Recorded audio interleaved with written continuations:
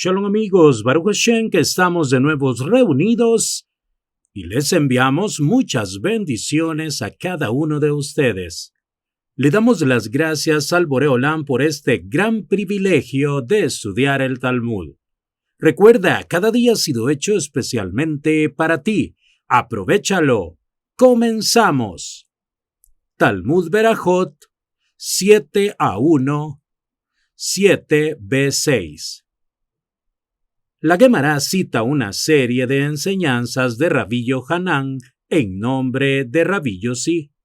La primera enseñanza trata sobre el rezo de Hashem. Dijo Rabbi Yohanan en nombre de Rabbi Yossi: ¿de qué versículo se deduce que Hakadosh Baruj Hu reza?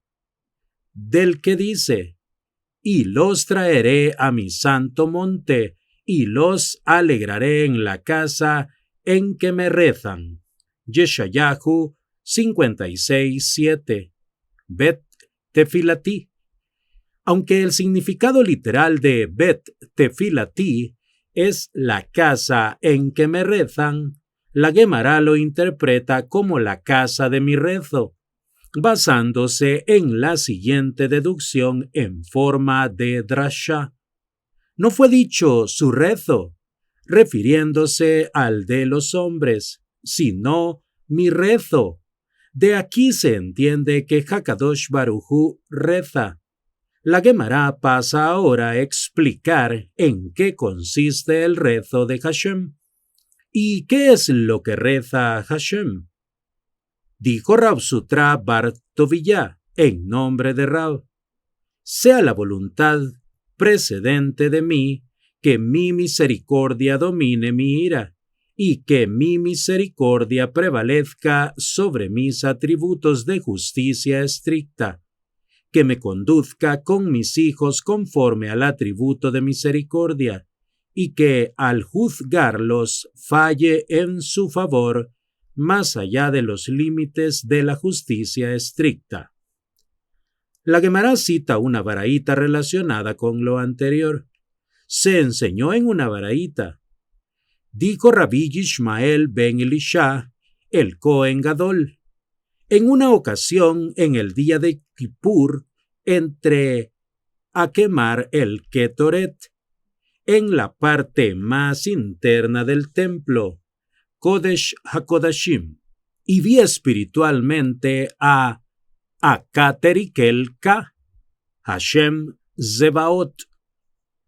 Este es un nombre compuesto de Hashem, sentado sobre un trono alto y elevado. Y entonces Hashem me dijo: Yishmael, hijo mío, bendíceme. Le dije: sea la voluntad precedente de ti que tu misericordia domine tu ira, y que tu misericordia prevalezca sobre tus atributos de justicia estricta, que te conduzcas con tus hijos conforme al atributo de la misericordia, y que, al juzgarlos, falles en su favor más allá de los límites de la justicia estricta.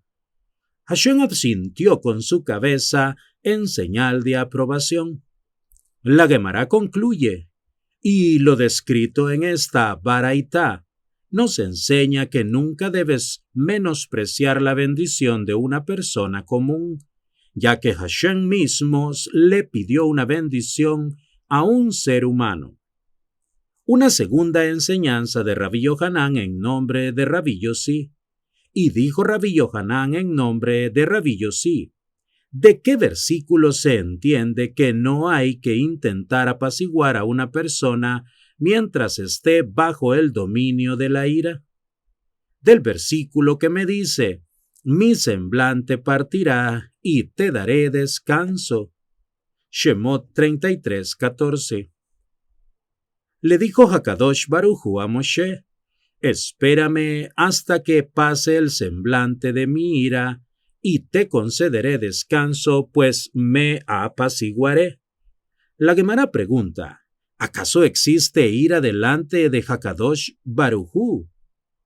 Varios comentaristas aclaran que la pregunta de la Gemara es saber si existe un determinado momento en que Hashem se enoja diariamente, ya que es obvio que Hashem se enoja cuando el hombre lo desobedece, como lo demuestran varios pasajes de la Torá.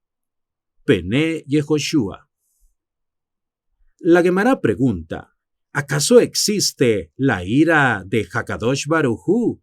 Responde la Gemara, sí, pues así se enseñó en una baraita. El versículo dice, y Hashem se enfurece todos los días. Teilín 7:12. Continúa la baraita. ¿Y cuánto dura su furia? Un instante. ¿Y cuánto dura ese instante? Una parte de 58.888 partes de hora. Existen otras versiones respecto a la duración de un instante.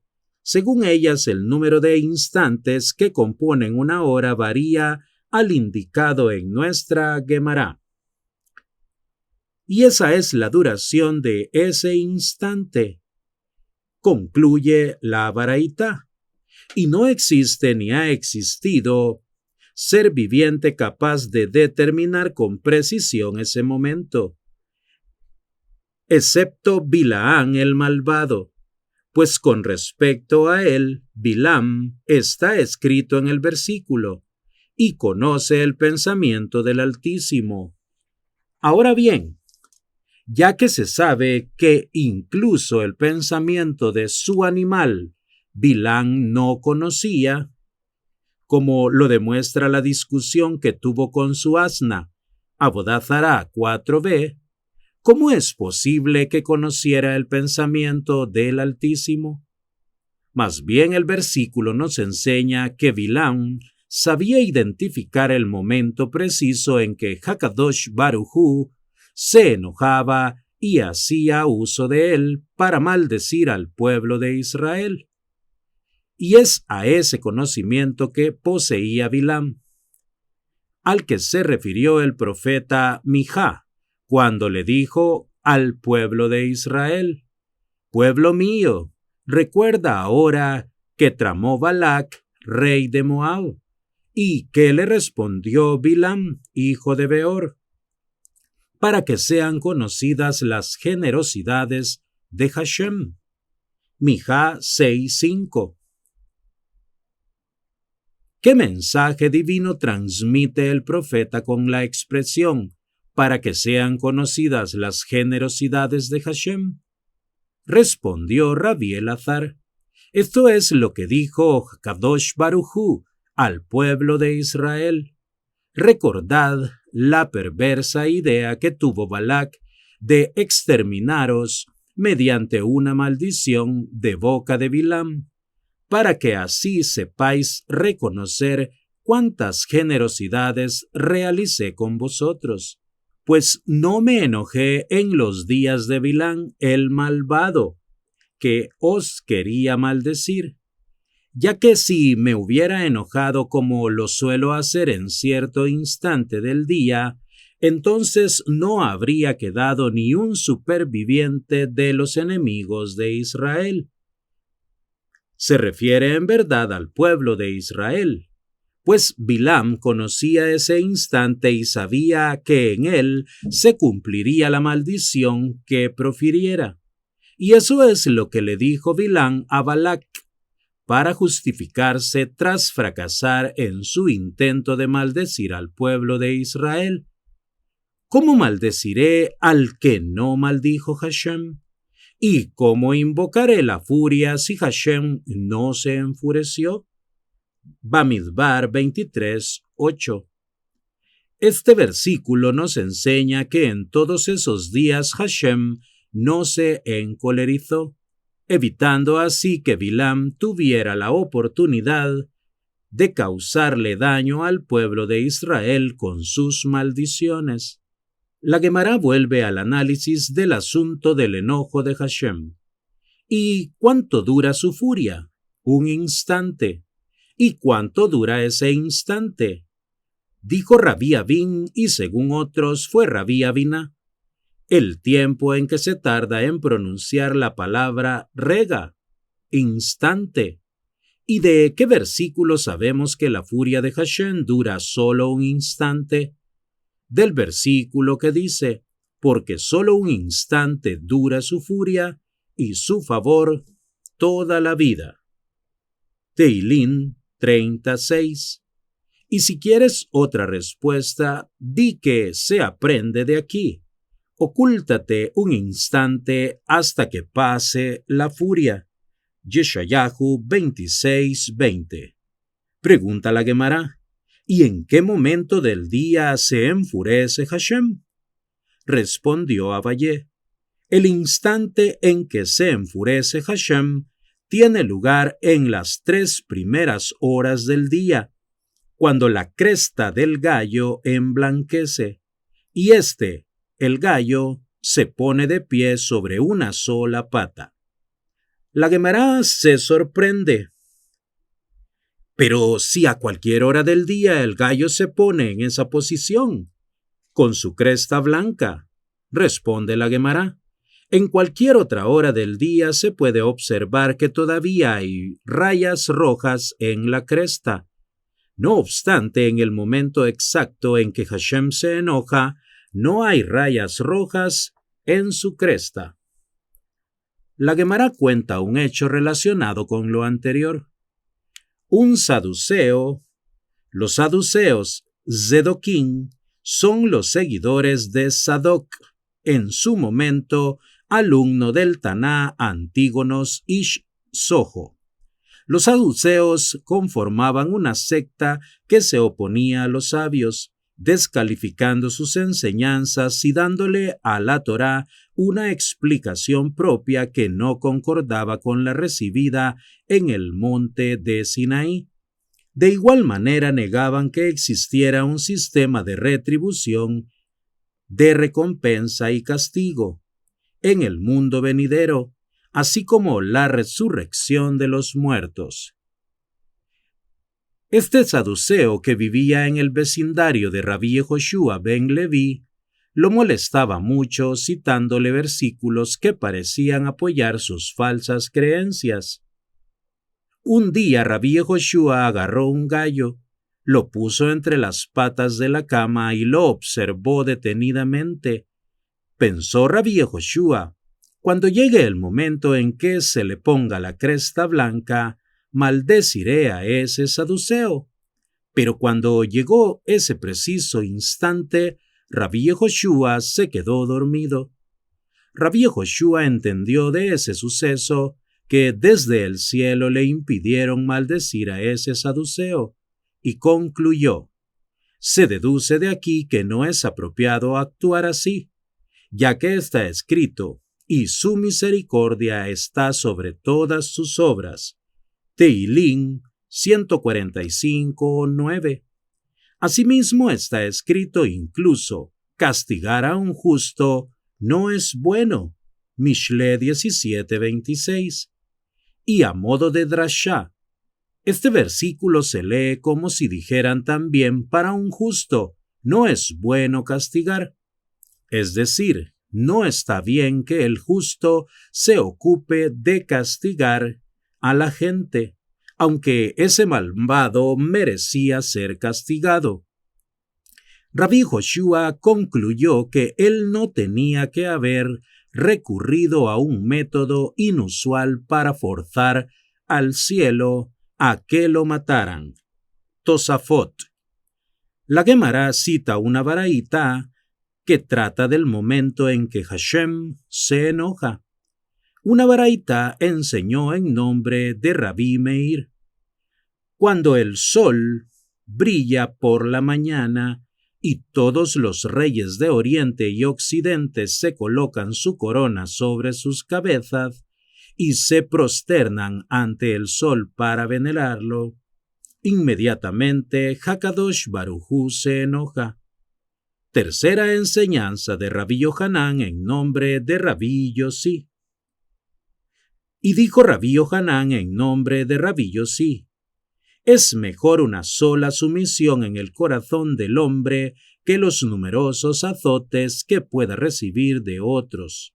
Es decir, para alcanzar la rectificación personal es más eficaz que uno se reproche a sí mismo, en lugar de recibir reproches ajenos. Eso se deduce de lo que dice el versículo: y ella perseguirá a sus amantes, pero no los alcanzará. Los buscará, pero no hallará a nadie.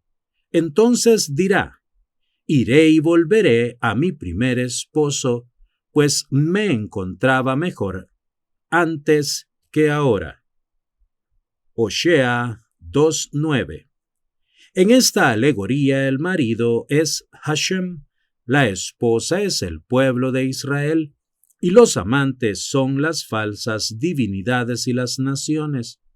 El profeta predice que cuando Hashem le envíe sufrimientos a su pueblo para que éste retorne a él, en lugar de retornar a Hashem, el pueblo recurrirá a las falsas divinidades y a las naciones en busca de ayuda.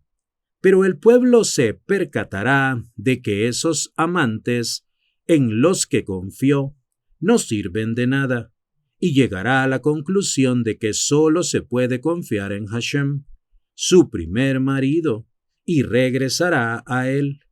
Vemos de esta alegoría que la propia recapacitación y sumisión del pueblo de Israel es más eficaz que los golpes recibidos del exterior.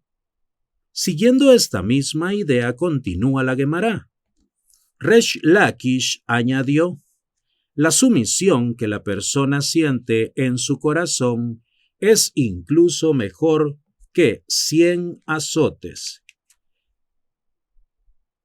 Pues dice el versículo, es más efectiva la sumisión que causa el reproche hacia una persona que comprende que golpear a un necio 100 veces. Mishle 17:10. Cuarta enseñanza de Rabí Yohanan en nombre de Rabí Yossi. Y dijo Rabí Yohanan en nombre de Rabí Yossi: 3 cosas le pidió Moshe a Hakadosh Baruj Hu, y se las concedió. La Guemará presenta las 3 peticiones. Le pidió que la presencia divina se posase sobre el pueblo de Israel, y se lo concedió, como dice el versículo en el que Moshe le dijo a Hashem: ¿y cómo se sabrá entonces que he hallado gracia en tus ojos, yo y tu pueblo, si no es porque tú vas con nosotros? Shemot 33:16. Al decir vas con nosotros, Moshe estaba pidiendo que la presencia divina se posara en el pueblo de Israel. Le pidió que la presencia divina no se posara sobre los pueblos idólatras, y se lo concedió. Se refiere a los demás pueblos. Como dice ese mismo versículo, entonces nos distinguiremos, yo y tu pueblo, de todos los pueblos sobre la faz de la tierra. Shemot 33:16. Haciendo que el pueblo de Israel sea el único en el que resida la presencia divina. Le pidió que le diera a conocer sus caminos, y se lo concedió, como dice el versículo: te ruego me hagas saber tus caminos. Shemot 33:13. Cuando Moshe terminó de formular sus peticiones, Hashem le respondió: también esto de lo que has hablado haré. Shemot 33:17. Versículo que enseña que Hashem le concedió las 3 peticiones. La Guemará detalla la tercera petición. Dijo Moshe delante de Hashem: Señor del mundo, ¿por qué hay un justo al que le va bien en la vida y hay otro justo al que le va mal? ¿Y por qué hay un malvado al que le va bien en la vida y hay otro malvado al que le va mal? Hashem le respondió: Moshe, El justo al que le va bien es un justo hijo de otro justo, y el justo al que le va mal es un justo hijo de un malvado. Por otro lado, el malvado al que le va bien es un malvado hijo de un justo, y el malvado al que le va mal es porque es un malvado hijo de otro malvado. La Guemará analiza la enseñanza anterior. Dijo el sabio: la razón por la cual a un justo le va bien es porque es un justo hijo de otro justo, y la razón por la cual a un justo le va mal es porque es un justo hijo de un malvado. La Guemará objeta: ¿acaso es así que al justo que es hijo de un malvado se le castigue por los pecados de su padre? Pero si por un lado está escrito, Hashem les imputa el pecado de los padres a los hijos, Shemot 34:7, y por el otro está escrito, y los hijos no morirán por causa de los padres, Devarim 24:16. Después de haber presentado la contradicción entre ambos versículos, respondimos que en realidad no hay dificultad.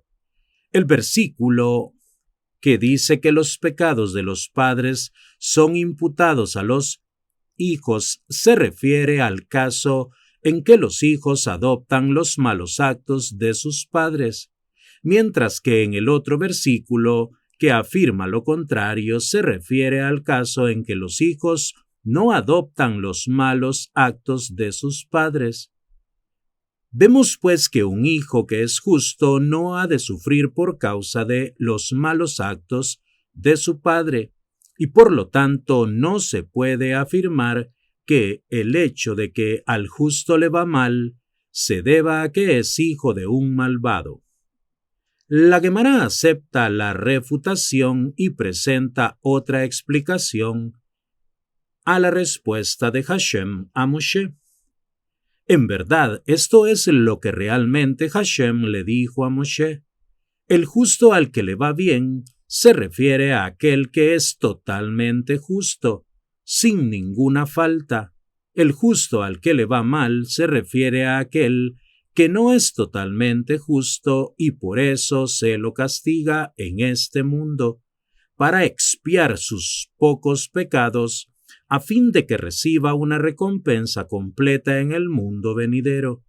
Respecto a los malvados, le respondió Hashem así: el malvado al que le va bien es el caso de uno que no es totalmente malvado, por lo cual se le paga por sus pocos buenos actos en este mundo, ya que no merece ser recompensado en el mundo venidero.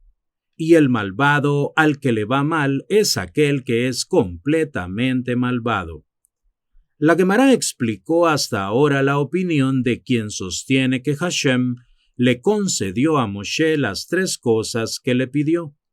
Seguidamente la Guemará cita otra opinión distinta.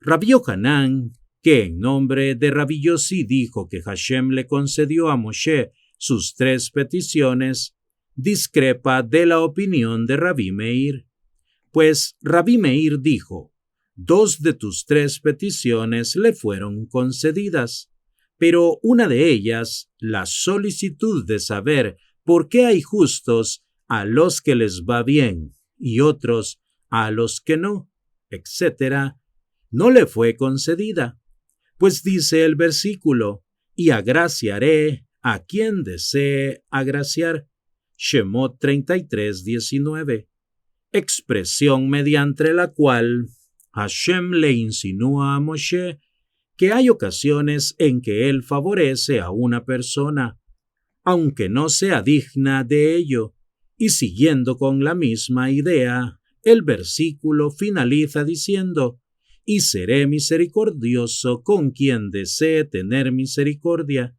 es decir, por razones que permanecen ocultas a todo hombre, cuando yo lo desee, mostraré mi compasión por una determinada persona, aunque ésta no sea merecedora de ello.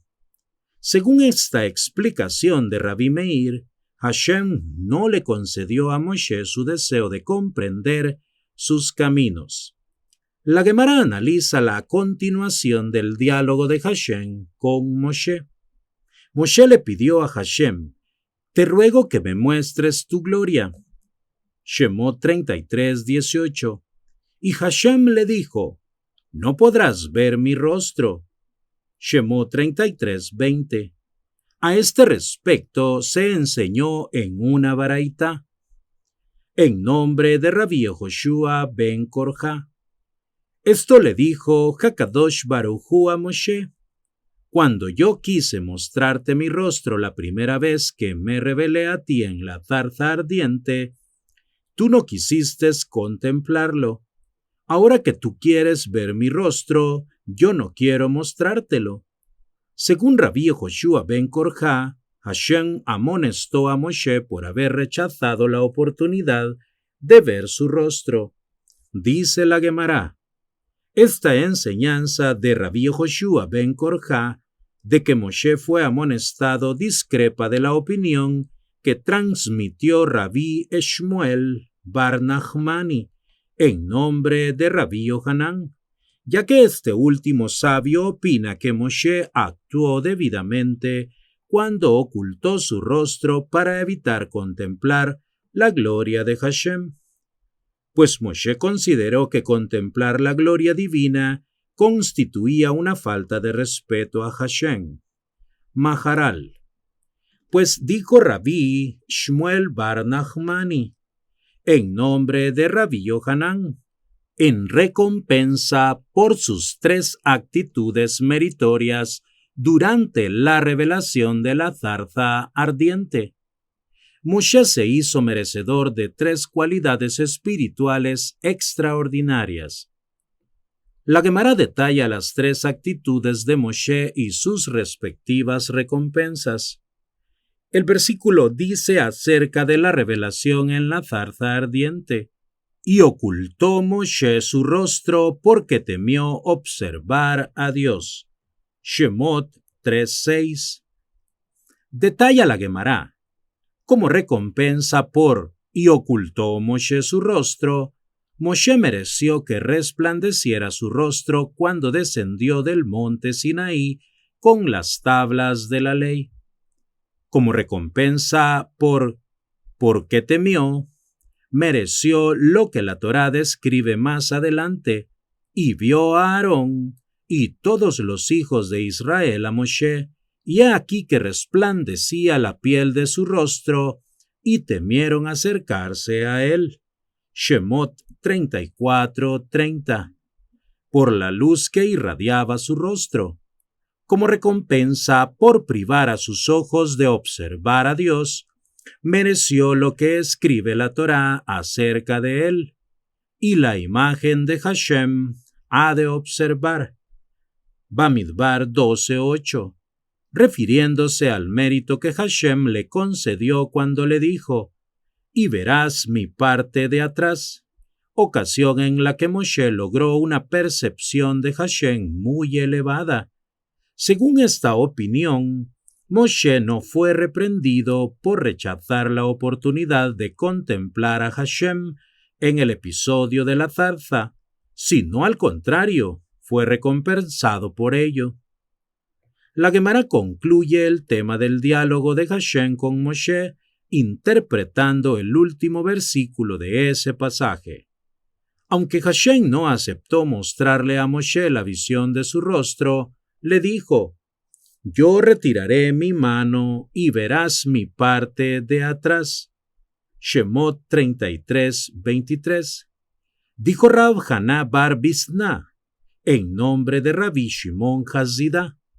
Este versículo enseña que Hakadosh Baruj Hu le mostró a Moshe el nudo del tefilín que se encuentra detrás de la cabeza, como vimos en la página 6a, con relación a que Hashem se coloca tefilín. Una última enseñanza de Rabbi Yohanan en nombre de Rabbi Yossi. Y dijo Rabbi Yohanan en nombre de Rabbi Yossi: toda palabra que salió de la boca de Hakadosh Baruj Hu para decretar algo bueno, aunque fuera bajo condición, Dios no se retractó. Es decir, la palabra de Hashem siempre se cumple, aunque la condición no se haya cumplido. La Gemara cita ahora la fuente de lo anterior. ¿Y de dónde sabemos que fue así? De lo acontecido con Moshe Rabbeinu. Pues fue dicho en el versículo, después del pecado del becerro de oro, que Hashem le dijo a Moshe, déjame, y los exterminaré, y haré de ti una nación más poderosa y numerosa que ellos. Devarim 9:14. Hashem le dijo a Moshe que haría de él una gran nación en caso de que exterminara al pueblo. Y si bien Moshe pidió misericordia a Hashem con respecto a ese asunto, la sentencia de exterminar al pueblo, y consiguió anularlo, el decreto, a través de su plegaria. Aún así, Hashem no se retractó y la promesa de hacer de Moshe un gran pueblo la cumplió en su descendencia. Como dice el versículo, los hijos de Moshe, Gershom y Eliezer. Los hijos de Eliezer fueron Rehabiah, el principal, y los hijos de Rehabiah se multiplicaron más.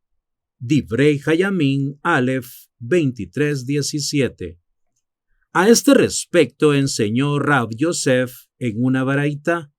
Los hijos de Rehabiah se multiplicaron y llegaron a ser más de 600,000 hombres. Y a ese número se llega por una analogía, Gezerah Shavah, entre el término multiplicación de un versículo y el término multiplicación de otro. En este versículo, que trata de la descendencia de Moshe, está escrito, los hijos de Rehabiah se multiplicaron más.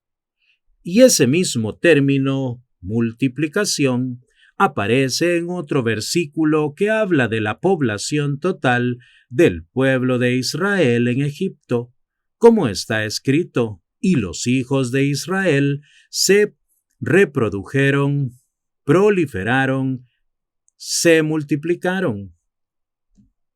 Shemot 1:7. Dado que el número de varones adultos que salieron de Egipto fue de 600,000, aplicando el método de Gezerah Shavah, se deduce que la palabra se multiplicaron, que alude a los descendientes de Rehabiah, nieto de Moshe, indica un número similar. Y como el versículo dice que se multiplicaron más, se concluye que fueron más de 600,000. Por lo tanto, la declaración de Hashem de hacer de Moshe un gran pueblo se cumplió, lo que demuestra que toda cosa buena que Hashem dice se cumple, a pesar de que la condición de la cual dependía no se haya cumplido. La Gemara cita una serie de enseñanzas de Rabí Yohanan en nombre de Rabí Shimon ben Yochai.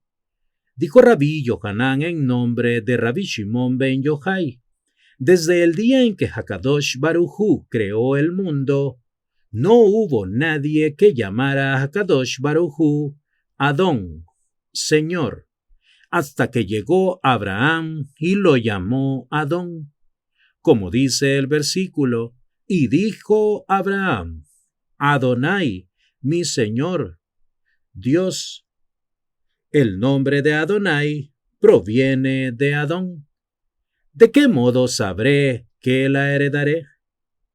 Si bien hubo muchos justos que precedieron a Abraham y que reconocieron a Hashem, Abraham fue el primero en divulgar por todo el mundo que Hakadosh Baruj Hu es el Señor único, que Él es máximo poder, y que todas las fuerzas del universo están sometidas a su voluntad. Rashba sobre las Agadot. Bereshit 15:8. El mérito de Abraham fue tan grande que Rab dijo al respecto: incluso Daniel no recibió respuesta a su plegaria.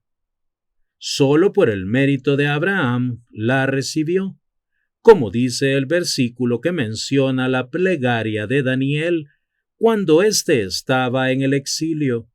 Y ahora, nuestro Dios, escucha la plegaria de tu súbdito y sus súplicas, y favorece a tu desolado santuario, por el nombre de Adonai.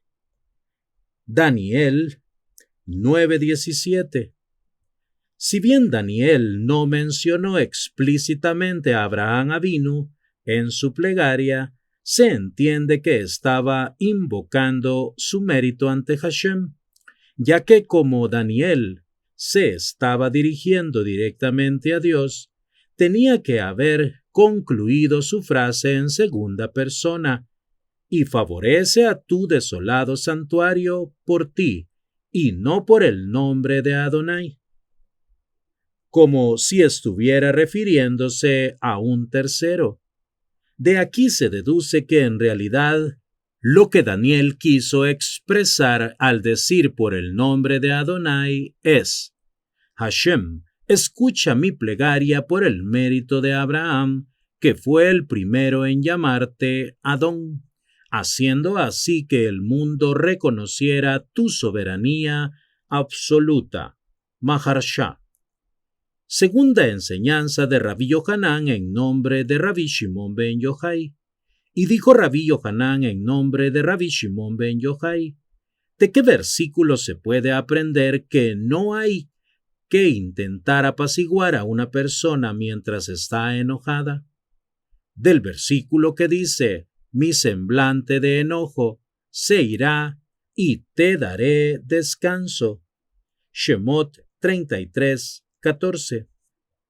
Según esta explicación, Hashem le dijo a Moshe: aguarda hasta que se pase mi semblante de enojo, y entonces te daré descanso. Tercera enseñanza de Rabí Yohanan en nombre de Rabí Shimon ben Yochai.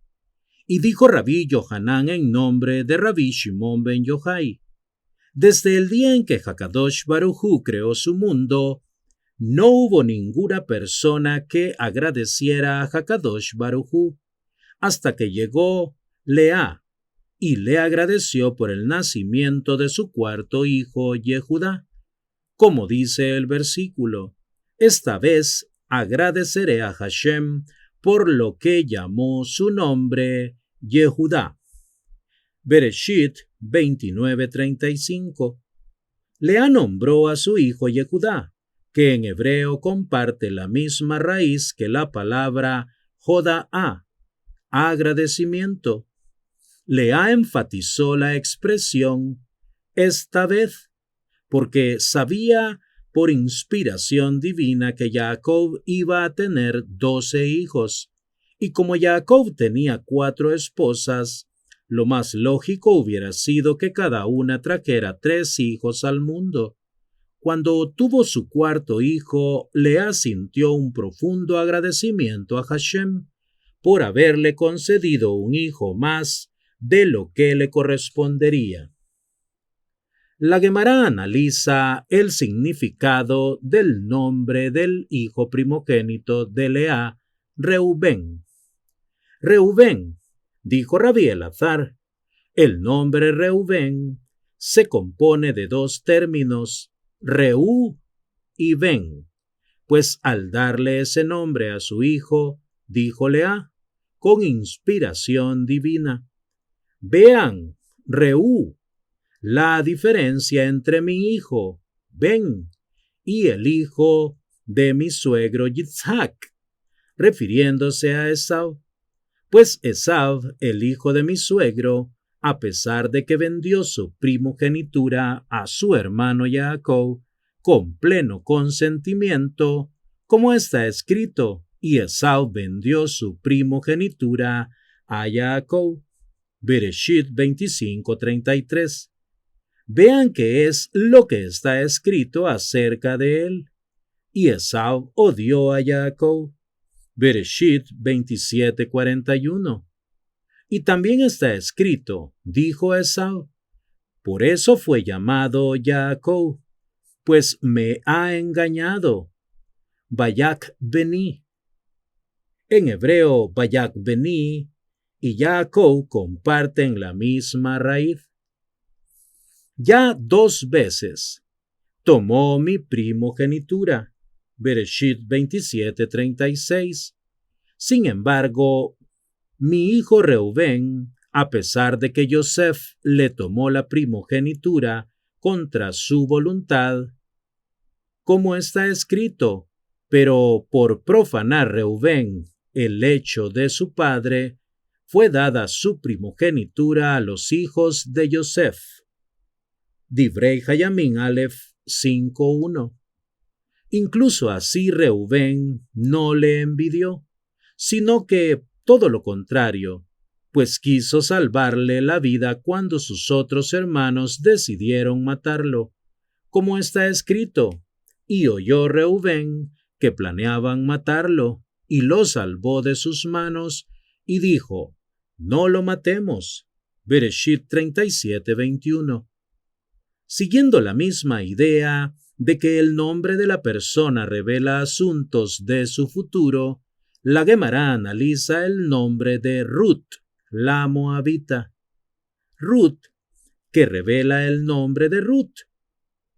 Respondió Rabbi Yohanan, que tuvo el mérito de que de ella descendiera el rey David, quien sació a Hakadosh Baruj Hu de cánticos y alabanzas. Esta explicación se basa en el hecho de que el nombre de Ruth y el verbo saciar tienen la misma raíz en hebreo.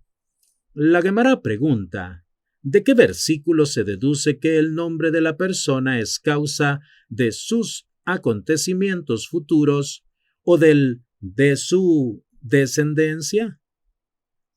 Responde la Guemará.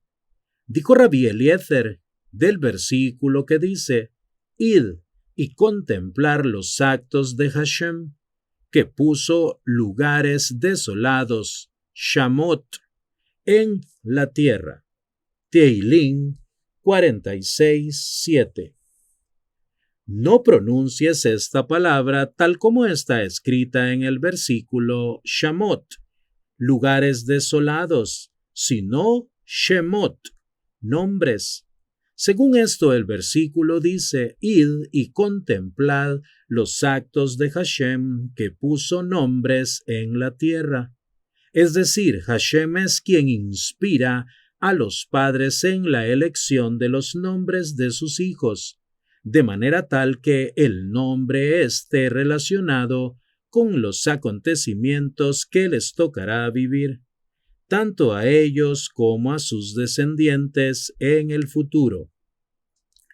La Guemará cita otra enseñanza de Rabbi Yohanan en nombre de Rabbi Shimon ben Yochai.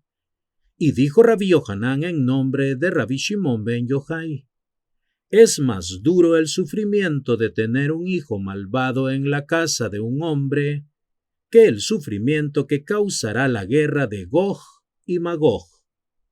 Gog y Magog. Gog es el nombre del rey en cuyo reinado se unirán varias naciones para salir a la guerra contra el pueblo de Israel en la época de la llegada del Mashiach. Magog es el nombre de la nación sobre la cual gobernará. Gog, Yehezkel 38:39. Como se deduce de las diferentes expresiones que usó el rey David cuando describió ambas situaciones, pues el salmo que el rey David compuso a raíz de la rebelión de su hijo Absalón dice, Cántico de David, cuando se escapó de Absalón su hijo, Tehilim 3:1, y está escrito inmediatamente después. Hashem, cuán numerosos son mis angustiadores.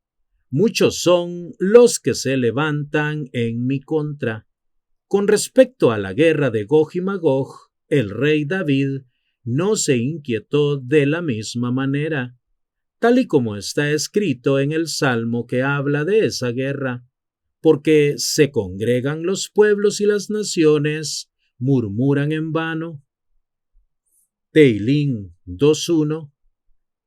¿Y cómo podemos constatar en este salmo no está escrito Hashem, cuán numerosos son mis angustiadores, como lo está en el salmo sobre Absalom?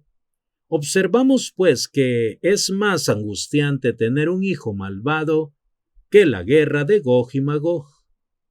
La Guemará analiza el versículo mencionado anteriormente, Cántico de David, cuando se escapó de Absalón, su hijo, Teilín 3:1. Dada la angustiosa situación en la que se hallaba el rey David cuando Absalón se rebeló en su contra, la Guemará se extraña de lo que dice el versículo al respecto. El salmo no tendría que haber comenzado con la expresión Cántico de David, sino que más bien tendría que haber dicho Lamentación de David. Responde la Guemará. Dijo Rabí Shimón ben Abishalom. Esto se puede explicar con una alegoría. ¿A qué se compara esta situación? Al caso de una persona a la que le han presentado un documento de deuda en su contra. Antes de pagarlo, la persona estaba triste, pues no sabía cómo conseguiría el dinero, pero después de pagarlo se alegró. Así también fue el caso de David, cuando a raíz del episodio de Bathsheba le dijo Hakadosh Baruj Hu: He aquí que yo levantaré contra ti un mal de tu misma casa. El profeta Natán reprochó duramente al rey David por haber tomado como esposa a Bathsheba y le anunció que sería castigado. Shmuel Bet 12:11. Debido a lo cual David estaba triste y se decía a sí mismo: cuando se me aplique esa pena del cielo, no sé a través de quién voy a recibir ese castigo. Quizás se levante contra mí un esclavo o una persona que sea un hijo bastardo que no tendrá piedad de mí y me mate. Pero cuando vio que el que se rebeló contra él fue su propio hijo Absalón, entonces se alegró, ya que un hijo por naturaleza tiene compasión de su padre y por lo tanto no lo iba a matar. Por esa razón David dijo al inicio de ese salmo, Cántico de David, y no Lamentación de David. La Guemará continúa con las enseñanzas que transmitió Rabí Yohanan en nombre de Rabí Shimón ben Yochai. Y dijo Rabí Yohanan en nombre de Rabí Shimón ben Yochai: está permitido enfrentarse a los malvados en este mundo, como dice el versículo. Los que abandonan la Torá alaban al malvado, mas los que cuidan la Torá los enfrentan. Mishle 28:4. Aunque en general está prohibido exponerse a situaciones en las que uno arriesga su integridad física, sí está permitido hacerlo cuando se trata de enfrentarse a los malvados. La Guemará cita una baraita que corrobora esta enseñanza. Así se enseñó también en una baraita. Rab Dustai, el hijo de Rabí Matún, dice: está permitido enfrentarse a los malvados en este mundo, como dice el versículo. Los que abandonan la Torá alaban al malvado, y los que cuidan la Torá se enfrentan a ellos. Y si una persona te susurra argumentando, pero si está escrito, no te enfrentes, tipthar, a los malhechores, no tengas celo para hacer frente, de los que actúan con iniquidad. Teilín 37:1. No aceptes su argumento, sino dile: solo aquel cuyo corazón lo atormenta por sus propios pecados interpreta el versículo de esta forma por sentirse incapaz de enfrentarse a los pecadores. Pero lo que dice el versículo, al tifjar a los malhechores, realmente significa no te asemejes, es decir, no desees ser como los malhechores. El término tifjar en hebreo puede tener los dos significados, enfrentarse o asemejarse. Asimismo, el final del versículo, al takané, de los que actúan con iniquidad, significa no tengas envidia. El término tekané en hebreo puede tener los dos significados, tener celo en el sentido de procurar el cumplimiento de una ley u obligación, o tener celo en el sentido de envidiar. Y quieras ser como los que actúan con iniquidad. En conclusión, ese versículo no prohíbe enfrentarnos a los malvados.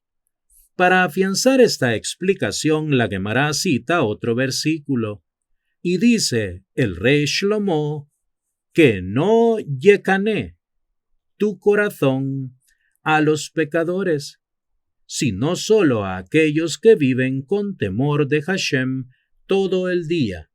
Mishle 23:17. No puede ser que en este versículo el término yecané signifique sentir celo. Para castigar, pues de ser así estaría diciendo que hay que tener celo para castigar a los que temen a Hashem. Necesariamente en este versículo, yecané significa envidiar, y nos enseña que no hay que envidiar a los pecadores, sino a los que temen a Hashem. Igualmente en el versículo anterior, al tekané, a los que actúan con iniquidad, significa no envidies a los que actúan con iniquidad. Por ende, se concluye que no hay prohibición de enfrentarse a los malvados. La Guemará contrapone la opinión anterior a la de Rabbi Yitzhak. ¿Acaso es realmente así, que puede uno enfrentarse a los malvados? Pero si dijo Rabbi Yitzhak, si notaste que la hora le sonríe al malvado, porque prospera en todos sus caminos, no te enfrentes a él, ya que respecto a ese malvado dice el siguiente versículo, sus caminos prosperan en todo momento. Teilín 10:5. Por esa próspera época que le toca vivir. Y no solo eso, sino que en esa época también sale inocente en lo que respecta al juicio divino. Como dice ese mismo versículo, alejados están tus juicios de él, es decir, las malas sentencias que merece recibir el malvado no le son aplicadas durante esa hora de gracia. Y no solo eso, sino que además el malvado contempla la derrota de sus opresores, como está dicho al final de ese mismo versículo. A todos sus opresores, él los soplará, alejándolos de él como el que aleja la paja con un soplo.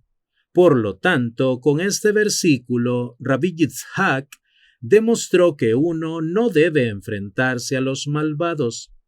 Esta opinión parece contradecir la citada anteriormente, que dedujo de otro versículo que si permite enfrentarse a ellos.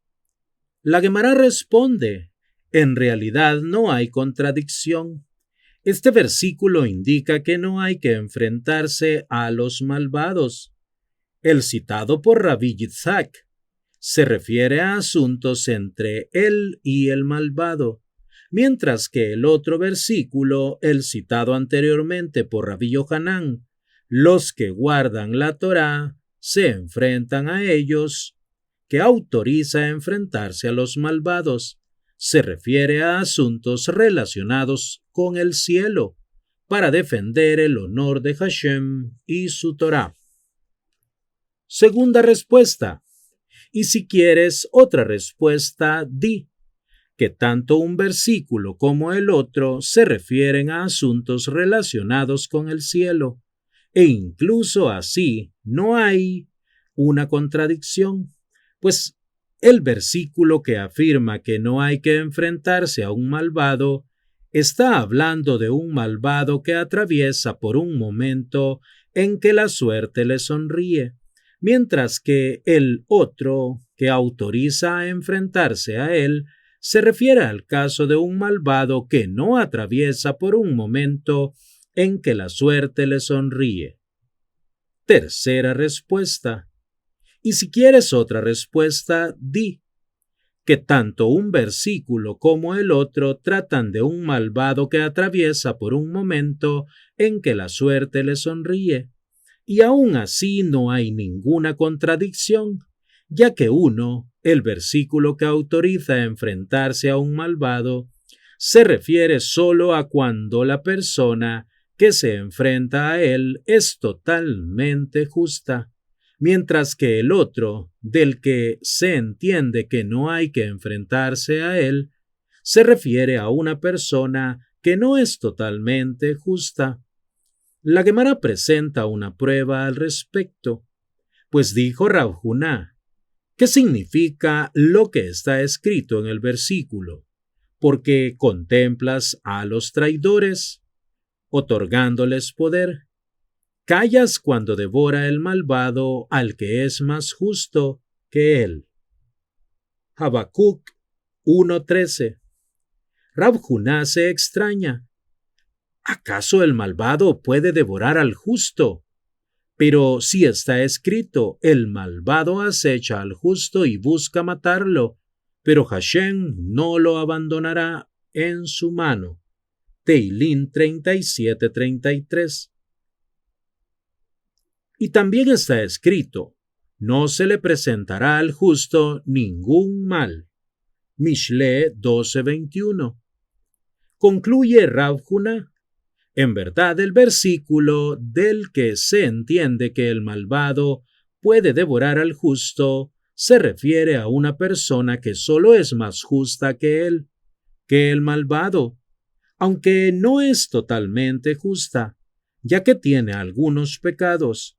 A ese justo, por no tener suficientes méritos, el malvado lo puede devorar. Pero cuando se trata de alguien que es totalmente justo, el malvado no puede devorarlo, ya que Hashem lo protege, como lo demuestran los otros versículos. La Gemara presenta una cuarta y última respuesta. Y si quieres otra respuesta, di que cuando el malvado le toca vivir un momento en el que la suerte le sonríe, entonces la actitud hacia él debe de ser diferente, ya que en tales circunstancias ni siquiera un justo perfecto debería enfrentarse a él. La diferencia entre esta respuesta y la segunda es que en esta, solo quien es totalmente justo puede enfrentarse al malvado, que no atraviesa por un momento en que la suerte le sonríe, mientras que según la segunda respuesta, una persona que no es totalmente justa también puede enfrentarse a ese malvado, según el Semihat Jajamín y el Maharsha. Y a eso se refiere el versículo citado por Rabbi Yitzhak. Pero cuando la suerte no le sonríe al malvado, una persona totalmente justa sí podrá enfrentarse a él. Y precisamente a eso se refiere el versículo que citan Rabí Yohanan y la Baraita. La Gemara menciona otra enseñanza de Rabí Yohanan en nombre de Rabí Shimon ben Yochai. Y dijo Rabí Yohanan en nombre de Rabí Shimon ben Yochai, Todo el que establezca un lugar fijo para rezar su tefilá, sus enemigos caerán debajo de él. Como dice el versículo, designaré un lugar, el Bet Hamikdash, para mi pueblo, para Israel, y lo plantaré y morará en su lugar, y no se moverá más de allí, y los inicuos no volverán a oprimirlo como en un principio. Shmuel Bet 7:10. En este versículo, Hashem anuncia que establecerá un lugar fijo, refiriéndose al Bet Hamikdash, para que el pueblo de Israel rece, y que gracias a ello los enemigos no logran hacerlo sufrir más. De aquí se infiere que cualquier individuo que adopte esta misma actitud también verá caer a sus enemigos. El versículo anterior aparece en otro lugar de las Escrituras, con una pequeña diferencia. La Guemará esclarece el significado de esa diferencia. Rav Huna señala la existencia de una contradicción entre dos versículos. Por un lado está escrito que una vez construido el templo, los inicuos no volverán a oprimirlo al pueblo de Israel, mientras que por el otro está escrito que los inicuos no volverán a destruirlo. Divrei Hayamim, Aleph 17:9. ¿Por qué el segundo versículo no indica que el templo constituirá una protección absoluta como lo indica el primero? Con relación a esto, Rav Huna explicó que la diferencia de términos indica lo siguiente. En un principio, el Bet Hamikdash se construyó con el fin de que fuera una protección para el pueblo de Israel, de modo que los demás pueblos ni siquiera consiguieran oprimirlo.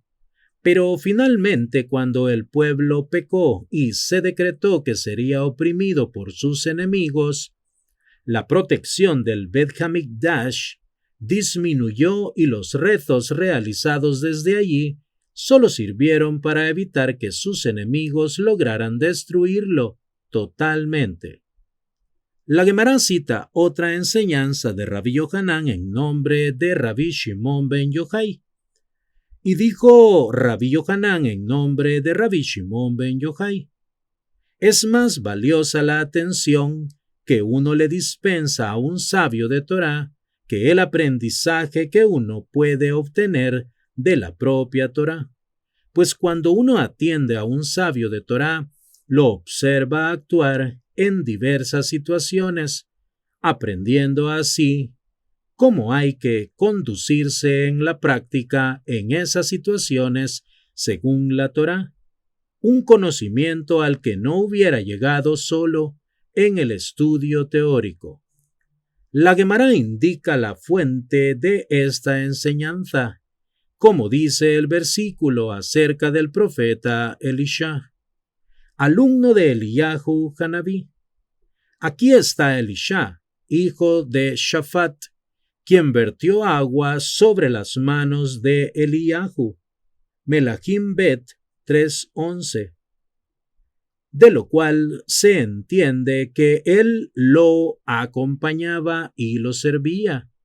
Si el estudio de Torá fuera más valioso que servir a un sabio, el versículo debería haber descrito a Elisha como alguien que aprendió Torá de Eliyahu.